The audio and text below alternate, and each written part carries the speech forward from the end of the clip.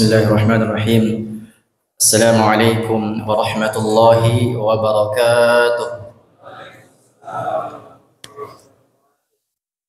Alhamdulillah wa kafa. Wassalatu wassalamu ala nabiyil mustafa wa ala alihi wa ashabihi ahli sidqi wal wafa. Asyhadu an la ilaha illallah wahdahu la syarika lah. Wa asyhadu anna Muhammadan abduhu wa rasuluh. Allahumma salli ala sayyidina Muhammad wa ala ali sayyidina Muhammad. Jamaah Masjid Jami' At-Thayyibah yang dimuliakan Allah Subhanahu wa taala. Pertama kita bersyukur kepada Allah Subhanahu wa taala yang telah memberi izin kita untuk bertemu bulan suci Ramadan ini, mengizinkan kita untuk datang ke masjid yang dicintai ini untuk melaksanakan kewajiban atau anjuran di bulan Ramadan, yakni melaksanakan qiyamul lail atau qiyam Ramadan. Bersolawat kepada Rasulullah dengan mengucapkan Allahumma salli ala sayyidina Muhammad wa ala ali sayyidina Muhammad. Jamaah Masjid Jami' At-Thayyibah yang dimuliakan Allah, bulan Ramadan dikenal juga dengan istilah bulannya Al-Quran. Karena di bulan Ramadan Allah Subhanahu wa taala menurunkan Al-Quran dalam dua fase. Jadi Al-Quran itu turun dalam dua fase, Pak. Fase pertama, Al-Quran itu turun sekaligus 30 juz, 114 surah beserta halaman-halamannya, urutan-urutannya itu udah sesuai dari Lauhul Mahfuz ke langit pertama, Baitul Izzah. Itu fase pertama, turun sekaligus, dan itu bertepatan dengan malam Lailatul Qadar yang sering kita cari, yang sering kita bela-belain ke masjid buat qiyamul lail untuk mencari Lailatul Qadar. Nah, itu momen itu tuh, malam itu, karena Allah turunkan Al-Quran dari Lauhul Mahfuz ke Baitul Izzah, langit pertama.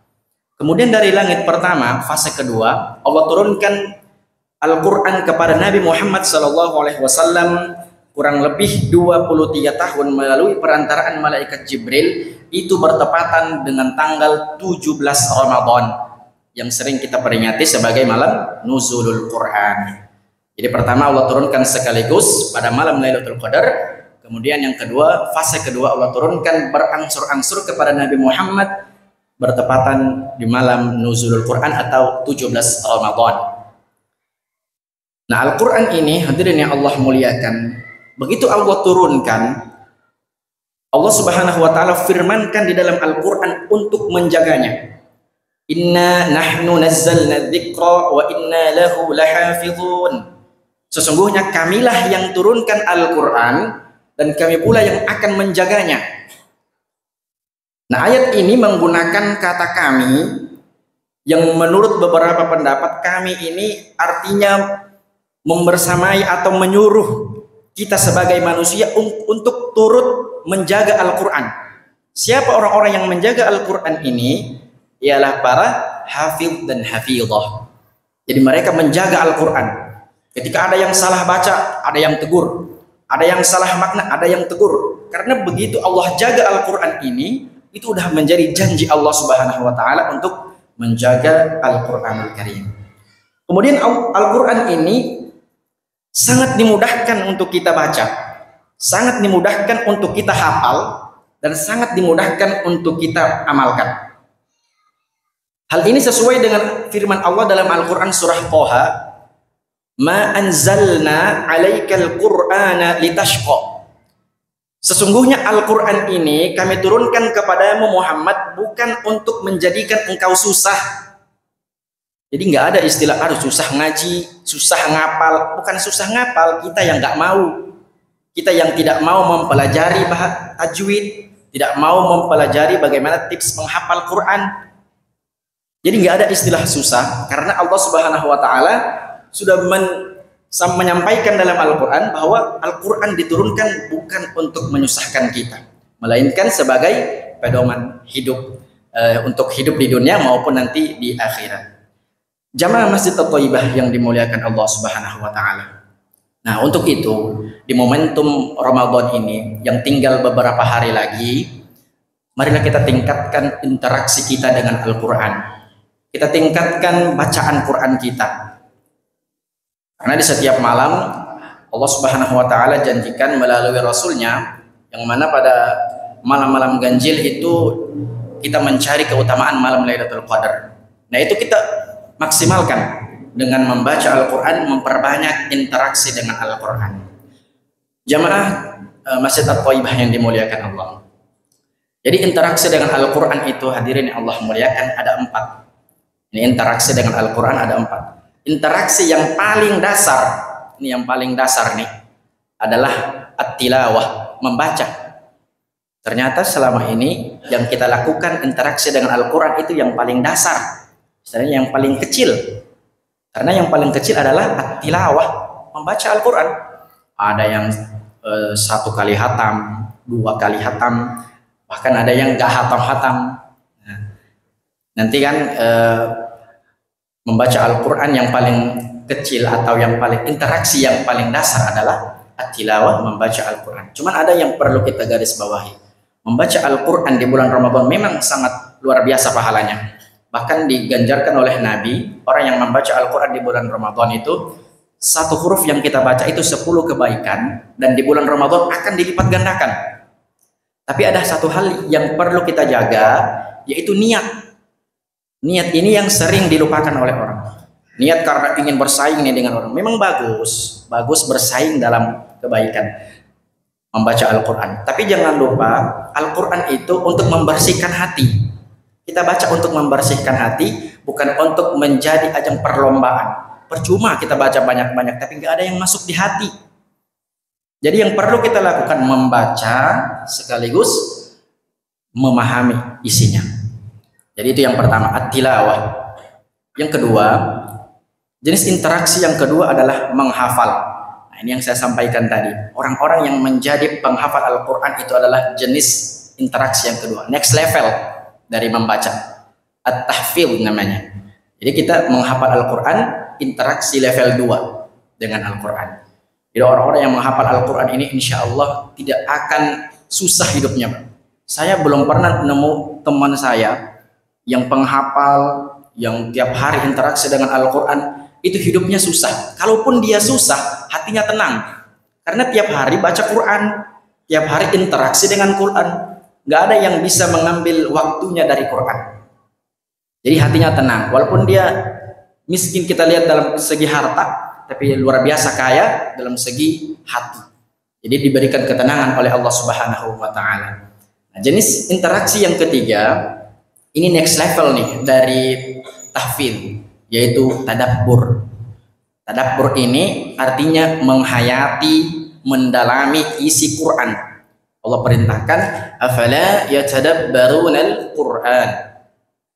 Maka mereka itu tidak melihat ke ayat-ayat Allah. Itu kata Allah. Kemudian walau kana min indi ghairillahi lawajadu fihi ikhtilafan katsira. Kemudian apabila Al-Qur'an ini bukan dari Allah, sesungguhnya pasti mereka mendapati kesalahan yang banyak dalam Al-Qur'an. Itu kata Allah. Tapi nyatanya dari sejak Al-Qur'an diturunkan sampai sekarang belum pernah saya lihat ada orang yang menemukan kontradiksi dalam Al-Qur'an. Justru terbalik. Orang-orang menemukan keajaiban-keajaiban dalam Al-Quran yang disampaikan 1400 tahun lalu, ternyata baru ditemukan sekarang. Nah, ini kebalik. Bukan kontradiksinya yang ditemukan, tapi malah mukjizat Qur'annya yang lebih banyak ditemukan. Ini saya kasih contoh misalnya. 2 hari yang lalu, saya baca Al-Quran, lihat artinya, surah Al-Mu'minun. Wa anzalna minas sama'i ma'am biqadarin fa'askannahu fil ardh. Ini luar biasa, Pak, Bu. Al-Quran surah Al-Mu'minun ini bikin saya tuh terkagum-kagum dengan bahasanya. Apa kata Allah? Wa anzalna minas sama'i ma'a. Sesungguhnya kami turunkan air itu dari langit. Nah, sebelum saya baca ayat ini, 2 jam sebelumnya saya sempat lihat artikel yang dimana di situ menyebutkan ada penelitian yang mengatakan bahwa air itu ternyata bukan berasal dari bumi, tapi berasal dari luar angkasa. Saya pikir ini seakan-akan membenarkan ayat Allah yang mengatakan wa anzalna minas sama'i ma'a. Sesungguhnya air itu diturunkan dari langit. Ini luar biasa, saya sampai diam beberapa saat, ya Allah. Semukjizat inilah Al-Qur'an, kata-katanya. Nah, enggak sampai di situ. Lanjutannya, biqadarim fa'askannahu fil ard.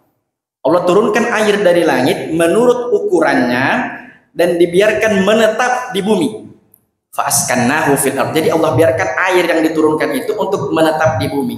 Sekali lagi ini membuktikan kepada saya bahwa kebenaran teori siklus air hujan.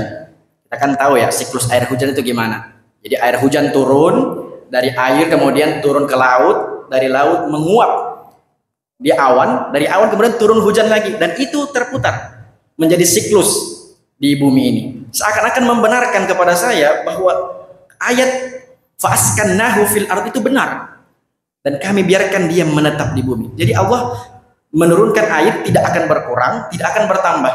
Masya Allah, ini mukjizat dari Al-Quran. Nah, ini yang dimaksud dengan tadabbur. Jadi tadabbur bukan mentafsirkan.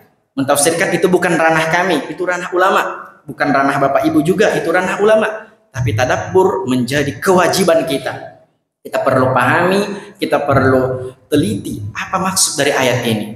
Apa yang sekiranya ayat ini sampaikan dan relate dengan kehidupan saya. Kan biasanya kan kalau kita scrolling Facebook, TikTok, Instagram, kita kan biasanya nemuin ayat-ayat, wah kayaknya ini ayat saya banget nih. Bahasa Jakartanya, gue banget nih ayat nih.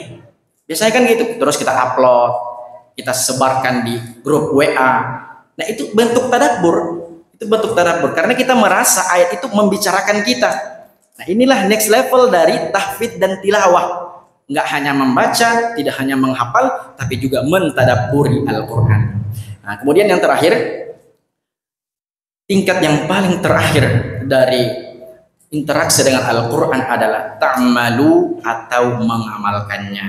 Nah, ini yang paling susah memang hadirin Allah muliakan, karena walaupun kami sampaikan hal ini belum tentu kami pribadi bisa melaksanakannya. Begitu juga Bapak Ibu menyampaikan sesuatu kepada anak, istri, saudara dan lain sebagainya, tapi belum tentu kita bisa melaksanakannya juga. Jadi sebagai sesama umat Nabi Muhammad dan hamba Allah yang taat, insya Allah kami mengingatkan kepada jamaah sekalian untuk sama-sama kita dekat dengan Al-Quran. Kita nggak hanya tilawahnya, tapi insya Allah kita hafal Al-Quran, walaupun nggak 30, kita hafal Al-Quran beberapa. Kemudian yang setelah menghafal, kita tadabburi artinya. Apa yang menjadi makna, makna yang disampaikan oleh Allah yang sekiranya relate dengan kehidupan kita. Dan yang terakhir, kita amalkan ayat tersebut agar kita menjadi orang-orang yang diridhoi Allah Subhanahu wa taala dan menjadi hamba-hamba yang dekat dengan Al-Quran. Jamaah Masjid At-Thayyibah yang dimuliakan Allah Subhanahu wa taala. Terakhir saya mendoakan kepada seluruh kita yang hadir di masjid yang dicintai ini agar kita senantiasa menjadi golongan para keluarga Allah yang ada di Al-Qur'an. Karena Allah itu punya keluarga di dunia, maksudnya Allah punya keluarga di dunia, yaitu orang-orang yang ahli Quran. Semoga kita menjadi keluarga-keluarga Allah di dunia ini, yaitu para ahli Quran. Barakallahu li wa lakum fil Qur'anil Karim. Akhirul kalam. Assalamualaikum warahmatullahi wabarakatuh.